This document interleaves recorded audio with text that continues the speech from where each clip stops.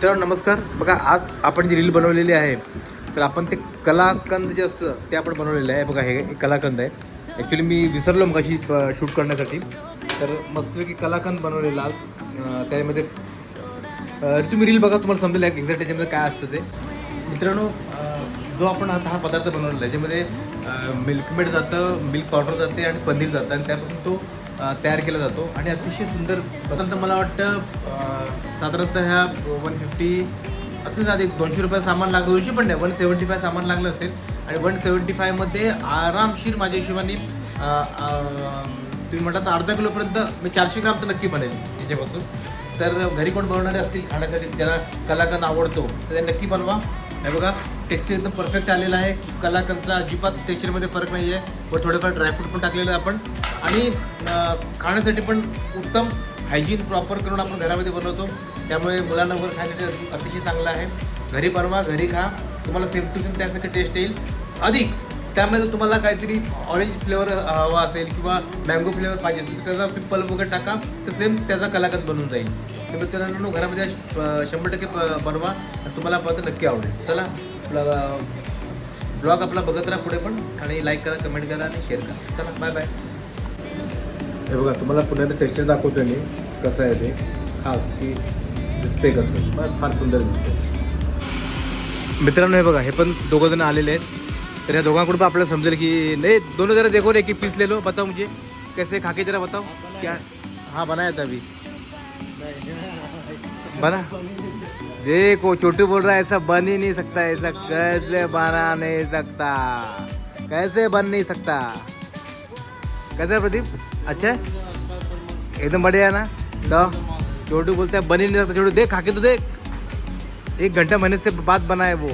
अरे पूरा तेरे लिए ये सबको दे दिया मैंने. अभी तू मोठा होने के बाद तू मिठाई नहीं खाना छोड़ दे. तू राजू खा ले तो फिर अच्छा आहे ना. तर मित्रांनो छान आहे, सर्वांना आवडलेलं आहे. एकदम अप्रतिम गोष्ट बनलेली आहे. खालो खालो चलो, फक्त प्लेट डोके रख दो. चलो मित्रांनो आज जेवण झालेला उशीर, तर मी जेवण मागवलं कोकण किनाऱ्यावरून. बघा मटकीची उसळ आहे, मसूरची भाजी आहे आणि ज्वारीची भाकरी आहे. तर एक भाकरी मागवलेली आहे, पटपट खाऊया त्याला आणि आपल्या कामाला लागूया. आज फार लेट झाले, बऱ्याचशा गोष्टीमध्ये आज शूट पण करता आलेलं नाही आहे. ठीक आहे, आता बघूया काय शूट करता येते. तोपर्यंत तुम्ही ब्लॉग बघत राहा मित्रांनो. ठीक आहे, चला बाय बाय. मी जेवू घेतो पटापट. मित्रांनो अंधीला सुट्टीवरती आहे, त्यामुळे आज शॉपला मी होतो अख्खा दिवस. काही वेळ मिळाला नाही आपल्याला, काही ब्लॉग बनवायला सुद्धा वेळ मिळाला नाही. आज रील आपण नक्की बनवलेली आहे. एक आपली रील ह्याची कसली काय त्याला म्हणतात, मिल्क केकची आपली रील आलेली आहे. तर ती तुम्ही नक्की बघा. रीलला ॲक्च्युली हवा तसा रिस्पॉन्स अजून आलेला नाही आहे, फार कमी रिस्पॉन्स आहे. ॲक्च्युली खरं मी समजत नाही की रीलला रिस्पॉन्स का कमी आहे. काल पण आपण चांगली रील बनवलेली मित्रांनो कबाबची, आणि मला अपेक्षा होती की त्या रीलला भरपूर रिस्पॉन्स मिळेल म्हणून. पण तरीसुद्धा त्या रीलला आपल्याला चांगला रिस्पॉन्स मिळाला नाही आहे. फार कमी व्ह्यूज आले. आणि आजच्या रीलला बऱ्यापैकी व्ह्यूज आहेत, पण तरी पण अपेक्षेप्रमाणे तेवढे व्ह्यूज नाही आहेत.